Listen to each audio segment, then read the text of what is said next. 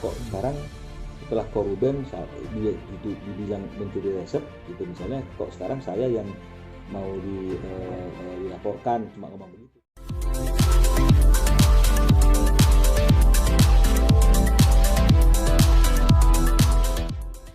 Jangan lupa ya di subscribe dan nyalakan lonceng notifikasinya. Dari pengacaranya Pak Edi itu katanya akan melaporkan pihak Jordi seperti apa?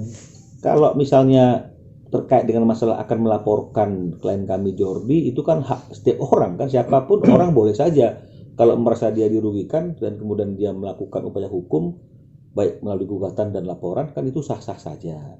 Nah, cuma sekarang kan tinggal kita lihat apakah ada perbuatan melawan hukum yang dilakukan oleh Jordi sehingga dia patut untuk dilaporkan kepada pihak kepolisian, ya.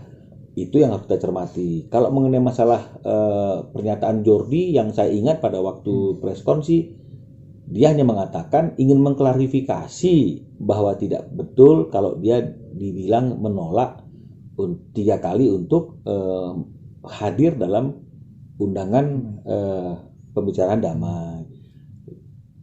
Dan dia justru mengatakan tadi pun saya masih ketemu. Jadi itu kan hanya sebagai suatu sanggahan bahwa kalau memang ada informasi bahwa dia menolak, tidak betul dia menolak. Yang saya lihat seperti itu. Dia tidak bilang juga siapa yang menyatakan dan yang menuduh ada penolakan itu.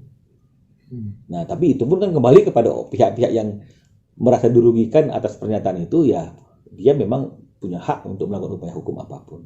Tapi nggak khawatir ya Bang ya?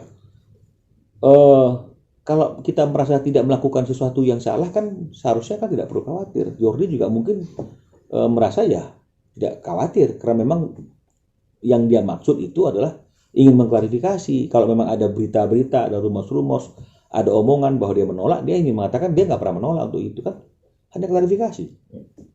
Bang, terkait kondisi Ruben dan Jordi saat ini gimana Bang dengan polemik ini? Tentu sangat melelahkan ya karena ada polemik seperti ini. Kita baru mengalami suatu masalah nasional COVID-19 yang berdampak kepada ekonomi dunia, ekonomi Indonesia, termasuk bisnis kita yang ada di Indonesia. Yang kena impact langsung itu pasti tentu restoran-restoran dan juga rumah makan ya. Ini juga sebenarnya sudah menjadi suatu persoalan. Tiba-tiba ada masalah ini yang lagi rame diberitakan di mass media. Tentu itu juga akan menambah beban pikiran ya. Itu tentu pasti akan melelahkan. Bang, tapi Bang Desa Bang, tadi apakah Jordi udah tahu Bang kalau akan dilaporkan oleh? Saya tidak tahu apakah Jordi sudah tahu apa belum tahu, karena Jordi belum ada bicara apapun terkait dengan masalah itu ke saya.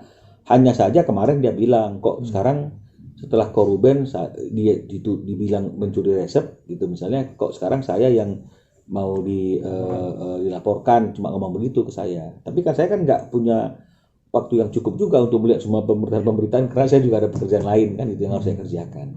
Bang, tapi sejauh ini Ruben sempat curhat nggak sih kalau menjalani permasalahan ini sampai mungkin ya stres lah memikirkan? Oh pasti yang seperti yang tadi saya katakan itu, menghadapi pandemi COVID-19 yang berdampak langsung kepada bisnisnya saja itu sudah merupakan suatu pikiran yang berat. Kan kita sama-sama tahu kemarin Jordi juga bilang kan sampai ada pengurangan karyawan 2.500 ya 2.500 ya kata Jordi ya. Nah, jadi ini aja kan sudah merupakan suatu beban. Bagaimana supaya perahu ini, kapal ini bisa tetap berjalan dengan baik, orang-orang yang ada di dalamnya juga bisa berjalan dengan baik. Nah, tiba-tiba naik berita yang seperti itu, tentu ini akan membuat pikirannya dia jadi tambah berat gitu loh. Apalagi untuk mengklarifikasi dan meyakinkan mitra-mitra bahwa sebenarnya kita bukan tidak punya dasar legalitas ketika melakukan usaha itu dengan menggunakan merek itu, gitu loh.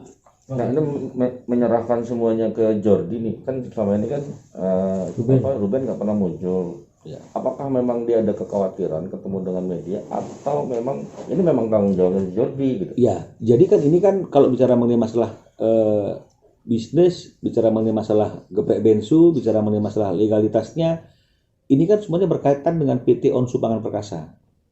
Dan CEO daripada PT Onsu Pangan Perkasa kan adalah Jordi. Jadi memang ini adalah tanggung jawab Jordi untuk melakukan klarifikasinya. Ya, di subscribe dan nyalakan lonceng notifikasinya.